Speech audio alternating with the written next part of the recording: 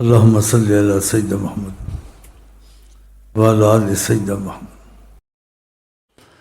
وہ سب اسی میں ہیں جس دن دل سے ہو گیا، لیکن ایسی محفلیں کرتے رہیں گے، بیٹھے رہیں گے، یا میرے بعد میری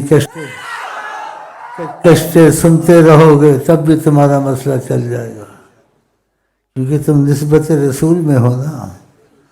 میرے بعد بھی چل جائے گا، میری کشتوں کو نہ چھوڑنا، اس کو سنتے رہنا۔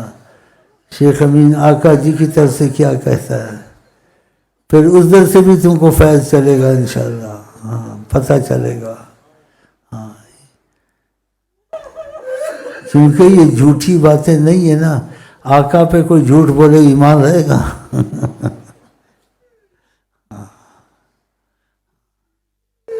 بڑا تم کو فائدہ ہوگا بعد میں بھی انشاءاللہ تعالی۔ ان کشتوں کو سننا ہے، اس پر عمل کرنا ہے، شک نہیں کرنا ہے۔ یہ شیخ امین شک والا آدمی نہیں تھا،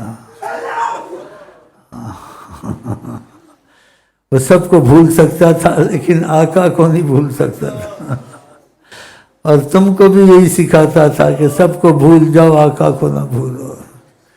ہاں ان کو نہیں بھولنا تو سچی محبت کرنا، ان کی مرضی پہ چلنا ہے۔